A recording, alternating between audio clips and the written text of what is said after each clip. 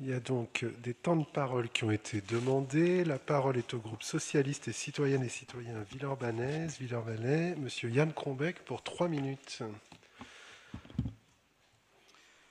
Monsieur le maire, chers collègues, mesdames et messieurs, Jonathan Bocquet l'a rappelé dans son introduction, la loi nous oblige à tenir un débat sur les orientations budgétaires avant le vote du budget primitif.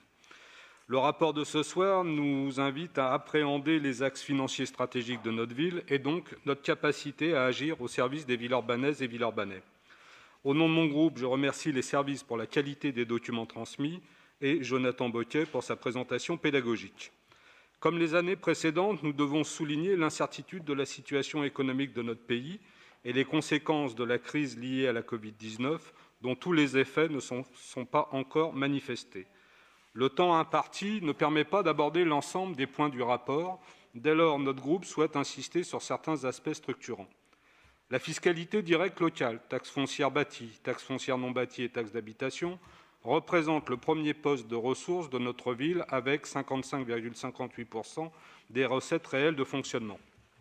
Ce pourcentage en hausse depuis plusieurs années s'explique à la fois par la hausse du produit fiscal et par la baisse de la part des concours de l'État sur l'ensemble des recettes, 15,73% en 2020 contre 25,04% en 2007. Notre groupe avait déjà eu l'occasion de souligner lors des précédents débats budgétaires les impacts de la politique gouvernementale sur les capacités d'agir des collectivités territoriales. Il convient de souligner également une diminution des produits, des services et du domaine liés à la crise sanitaire qui a fortement pesé sur l'activité de notre collectivité, les services rendus à la population. Les nécessaires mesures de prévention ont conduit à la fermeture ou des restrictions d'accès d'équipements, sans oublier la gratuité totale ou partielle accordée par décision du conseil municipal pour des occupations du domaine public afin de soutenir l'activité économique dans notre ville. En matière de dépenses de fonctionnement, celles-ci représentent 835 € par habitant en 2020 contre 820 € en 2019. Nous sommes donc bien loin des 1 151 € par habitant de la moyenne de la strate des villes de plus de 100 000 habitants hors Paris. La masse salariale liée aux agents de notre collectivité représente 62,6% des dépenses réelles de fonctionnement. Notre groupe souhaite rappeler que les agents de notre collectivité œuvrent au quotidien pour que les habitants de Villeurbanne bénéficient d'un service au public de qualité. Notre groupe tient, plus encore dans la période actuelle, à les assurer de notre soutien et de notre reconnaissance pour le travail accompli. Notre collectivité présente un désendettement pour l'année 2020, Jonathan Bocquet l'a rappelé.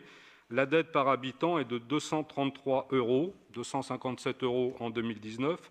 Le taux d'endettement de la ville est de 22,48% contre 81,9% pour les communes de plus de 100 000 habitants hors Paris.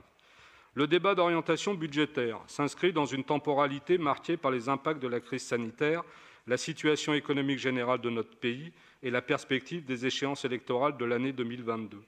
Le projet de loi de finances 2022 reste actuellement flou quant aux marges données aux collectivités territoriales et donc, in fine, pour notre collectivité.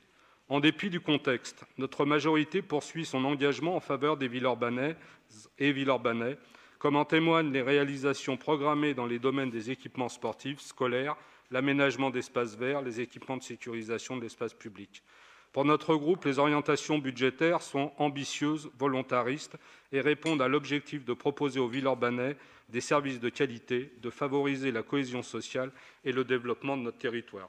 Notre groupe votera donc en faveur de ce rapport. Je vous remercie. Merci. La parole est au groupe Villeurbanne Insoumise Ensemble. Monsieur Olivier